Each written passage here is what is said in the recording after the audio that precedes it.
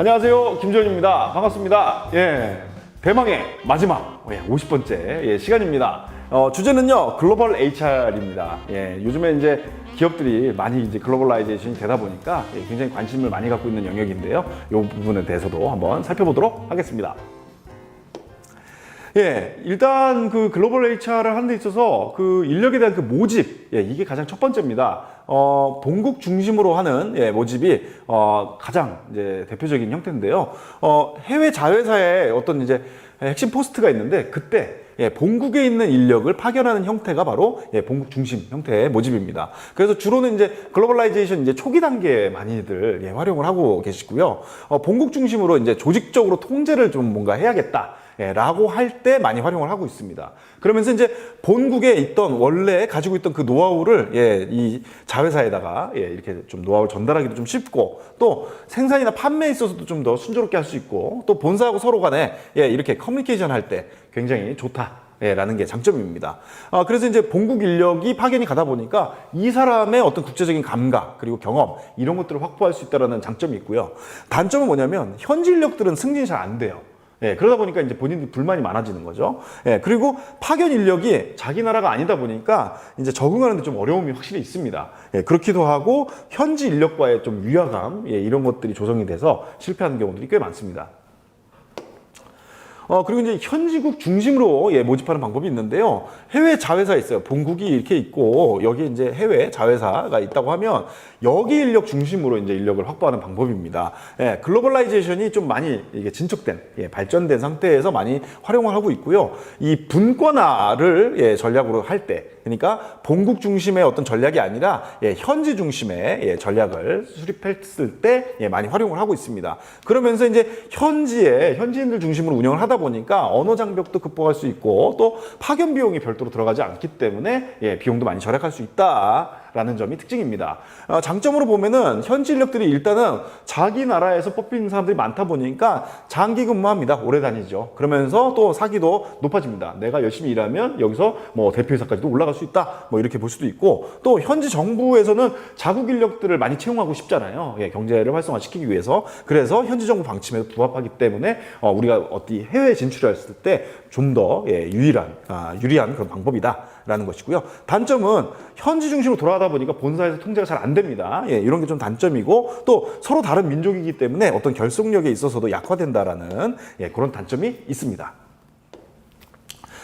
그리고 이제 모집을 하고 나면 이제 선발을 해야 되는데요. 사실 해외 파견을 했을 때 이 실패하는 가장 큰 원인이 인력 선발의 실수에서 기인한다라는 연구가 굉장히 많습니다. 그리고 실패를 했을 때 그 비용도 엄청난데요. 예를 들면 해외에 갔기 때문에 어떤 해외 급여가 별도로 좀 더 나가는 경우들이 있고 또 교육 훈련 비용도 또 굉장히 많이 들어가지 않습니까? 그렇기도 하고 또 이 사람이 계속 출장 다니고 왔다 갔다 해야 되는 그런 여행 경비 그리고 이 사람이 그쪽으로 배치됐다가 또 다시 본국으로 왔을 때 이런 재배치 비용 이런 전체적인 직접비가 굉장히 높습니다. 그러면서 동시에 또 현지 정부 그리고 그 현지에서 같이 거래하는 그 거래선들이 같이 일했던 사람이 이제 다시 떠나버린 거예요. 그러면 그간 쌓아졌던 관계들 이런 것들이 무너지기 때문에 어떤 이제 관계가 악화되기도 하고 또 기존의 노하우들이 많이 쌓여있고 경험이 쌓여있다 보니까 생산이라든지 영업 이런 데 있어서 차질이 발생하는 이런 간접비 부담도 상당히 큽니다. 그래서 국내와는 좀 다른 선발 기준을 가지고 할 필요가 있다. 이런 실패를 줄이기 위해서. 그래서 선발 기준을 일반적으로 많이 쓰고 있는 것들이 이 사람이 전략적 마인드가 어떠하냐, 또 환경에 대한 적응력이 어떠한지 이런 것도 많이 보고요. 또 문화가 다르기 때문에 이문화 감수성이라든지 이런 것도 중요하고 또 다른 나라에 가서 다른 언어를 써야 되기 때문에 언어 능력 그리고 해외 시장에서의 마케팅 방법도 달라져서 해외 마케팅 그리고 현지인들과 전혀 다른 문화권에 있는 현지인들과 인간관계도 잘해야 되기 때문에 이런 것도 중요하고 또 협상력 그리고 현지에 보통 가면은 본국에서는 굉장히 잘 갖춰져 있는 조직에서 일하다가 갑자기 혼자 진짜 거의 가서 맨땅에서 일을 하는 경우도 많기 때문에 굉장히 과업지향적인 사람들이 유리하다라고 보통 보고 있고요. 다양한 문화, 다양한 사람들을 이렇게 수용해야 되는 그런 개방성도 굉장히 중요하게 보고 있고요. 되게 이 부분도 중요한데 배우자 같은 이런 가족들 같은 경우에 같이 가는 경우들이 많기 때문에 이들에 대한 현지 적응도 굉장히 중요 이슈다 라고 말씀드릴 수 있겠습니다. 그러고 나면 이제 교육훈련 부분도 굉장히 중요한데, 파견자에 대한 교육훈련, 굉장히 중요합니다. 현지 상황에 아주 적합한 그런 방식으로 가야 될 필요가 있고요.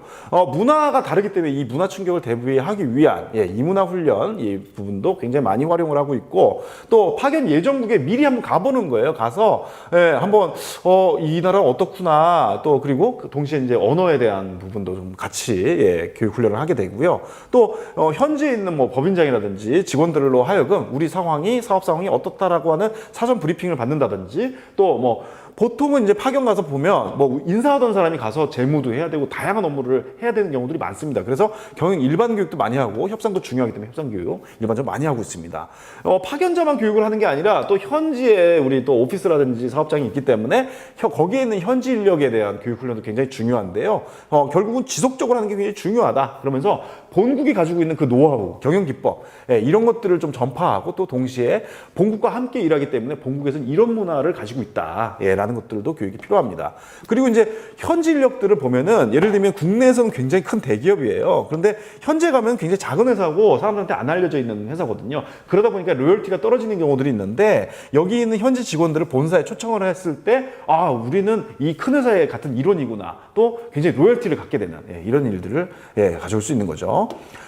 그리고 이제 평가 보상 측면도 굉장히 중요한데, 평가 부분은 일단 중요한 게 환경입니다. 왜냐면 문화가 완전히 다르고, 그 안에서는 국내하고, 본국하고 영업 형태도 완전히 다르고 이러기 때문에, 환경 요인들을 굉장히 많이 따져봐야 볼 필요가 있습니다. 그러면서 그 과업도 보는데, 본사에서 이제 보통 본사 기준으로 과업을 현지에 부과를 해요. 근데 본사는 오랫동안 그 사업을 하면서 이제 잘 갖춰져 있는 상태고, 현지는 그렇지 못한 경우가 많기 때문에 현지 환경이 함께 항상 고려돼서 과업이 부여돼야 된다라는 말씀을 좀 드리고 싶고, 특히 파견 인력에 대한 인성이 엄청 중요합니다. 이 사람의 스타일이 굉장히 독단적이고 권위적인 경우에는 현지 인력들하고 갈등과 이런 충돌이 많을 수밖에 없어요. 그래서 이제 실패 확률이 굉장히 높다라고 보고 있고, 그래서 사회적 감수성이라든지 동정심이 많은 사람들을 보통 파견 보냈을 때 적응을 잘한다라는 게 많은 경험으로 알고 있는 사실입니다. 보상도 굉장히 중요합니다. 공정한 대우는 파견인 경우에도 굉장히 중요한 부분이고, 또 파견 인력이나 현지 인력들에 대한 지속적인 유인책, 이런 것들도 굉장히 중요합니다. 비용 효과 당연히 고려를 해야 되겠죠. 현지에 나갔을 때 예를 들면 인건비가 좀 더 낮은 나라를 갔다라고 하면은 그 수준의 시장 수준에 맞춰져야 되는 거지, 본국 기준으로 다 맞출 수는 없는 거잖아요. 그래서 이 방법에도 보면은 본사의 보상수를 그대로 적용하는 경우가 있고, 또 현지 국가 또는 지역의 수준을 적용하는 경우도 있습니다. 그리고 파견자들 같은 경우에는 임금 외에도 가서 현지에서 적응을 해야 되기 때문에 격오지 수장 뭐 이런 것도 주게 되고요. 또 이 환전을 하기 때문에 환율에 대한 환차손 보상 같은 경우에도 다양한 이런 복리후생도 같이 적용되게 됩니다. 이렇게 해서 전체적으로 얘는 50개의 강좌를 쭉 진행했고, 또 여기까지 들어오시느냐 정말 고생 많으셨습니다. 이게 좀 개론적인 내용이기 때문에 보다 좀 구체적이고 전문적인 내용을 좀 배우고 싶으시다 그러신다고 하시면 언제든지 HR 아카데미로 찾아주십시오. 감사합니다.